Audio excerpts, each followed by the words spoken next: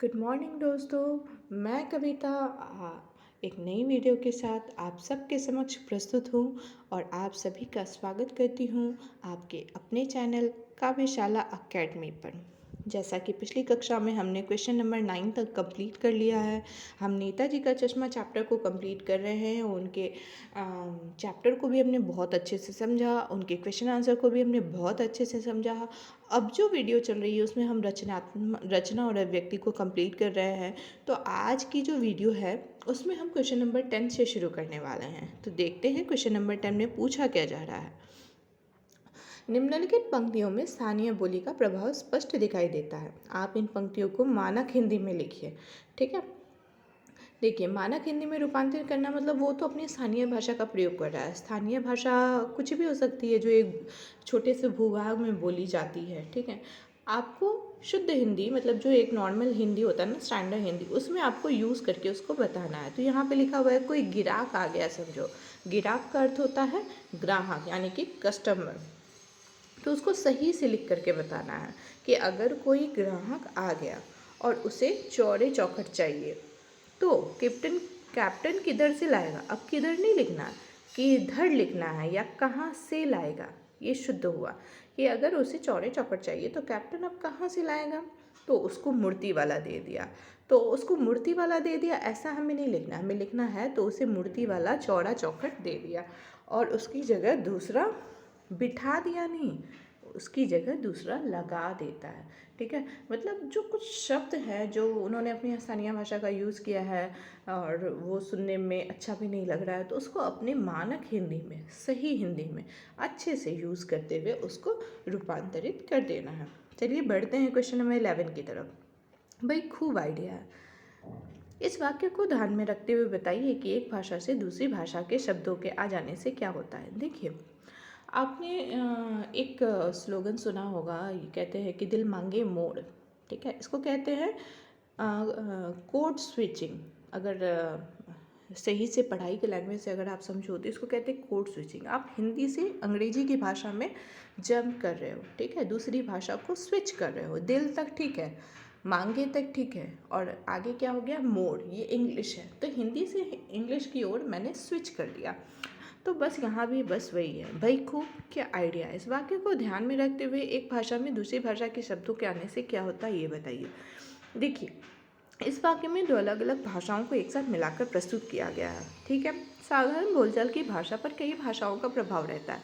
जैसे कि मैं ही ये वीडियो बना रही हूँ तो आपने महसूस किया होगा कि मैं हिंदी के साथ अंग्रेजी शब्दों का भी प्रयोग कर रही हूँ।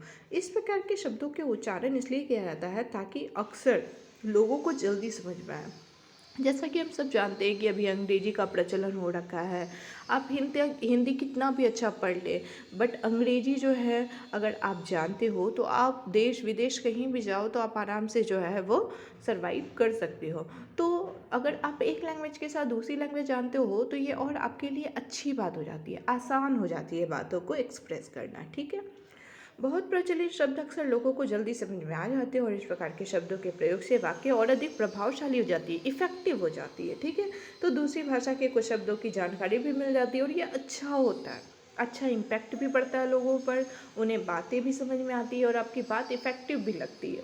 उम्मीद करती हूँ क्वेश्चन नंबर 11 आपको अच्छे से समझ में आ गया होगा। और अब बढ़ते हैं क्वेश्चन नंबर 12 की तरफ। देखिए, इन वाक्यों से निपात छांटना है। निपात क्या होते हैं, ये व्याकरण का कुछ अंश हैं जो आपको अच्छे से पहले समझने चाहिए। देखिए, निपात वो होते हैं जो वाक्य में क्या करते हैं, कुछ प्रभाव डाल देते हैं जिसकी वजह से बात जो है वो प्रभावशाली लगता है। जैसे कि मैं कहती हूँ कि तुम चोर हो और मैं कहती हूँ तुम ही तो चोर हो।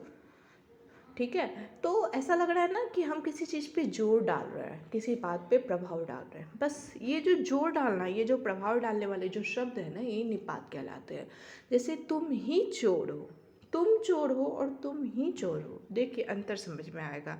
मैं जाऊंगा, मैं भी जाऊंगा, ये जो है ये निपात है। तो सेंटेंस में लिखित है कि नगर पालिका थी तो कुछ ना कुछ कार्य भी करती रहती थी। ठीक है, तो यहाँ पे आपको वो शब्द हैं और उन शब्दों को पहचान कर कुछ नए सेंटेंस बना देने हैं। तो जैसे सेंटेंस दिए हुए, जैसे कुछ ना कुछ, तुम हमेशा कुछ ना कुछ मांगते ही रहते हो। किसी स्थानीय कलाकार को ही अवसर देने का निर्णय किया होगा, तो को ही कहते हैं, तो राकेश को ही, जैसे हो सकता है ना आपकी कक्षा में कोई बच्चा हो तो राकेश को ही मॉनिटर बना दिया जाना चाहिए। इस तरह का भी सेंटेंस बन सकता है। यानी चश्मा तो था लेकिन संगमरमर का नहीं था, अब तो था। इसकी जगह आप क्या कर सकते हो, रास्ते में तो कोई सवारी ही नहीं थी। हाँ, इस तरह से आपको क्या बनाने हैं, एक न्यू सेंटेंस बनाने हैं हर चीज़ को लेकर। उम्मीद करती हूँ कि आप इस चीज़ को अच्छे से क्लियर कर लेंगे, और जब मैं निपात के चैप्टर को सेपरेटली पढ़ाऊँगी तो और अच्छे से विस्तार से बताने का कोशिश करूँगी। चलिए बढ़ते हैं क्वेश्चन नंबर 13 की तरफ। क्वेश्चन नंबर 13 में है, वाक्य को कर्मवाच्य में बदलें। देखिए, हम सभी जानते हैं कि वाच्य 3 प्रकार के होते हैं, कर्तृवाच्य, कर्मवाच्य और भाववाच्य। तो यहाँ जो सेंटेंस है ना, उसको कर्मवाच्य में बदलना है।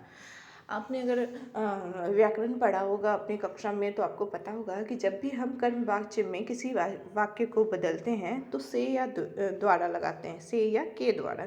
ठीक है, आपको कुछ नहीं करना है, बस इन चीज़ों को यूज़ करना है। जैसे लिखा हुआ है कि ड्राइवर ने जोर से ब्रेक मारे, आपको क्या करना है, लिख देना है द्वारा, ड्राइवर द्वारा जोर से ब्रेक मारे गए।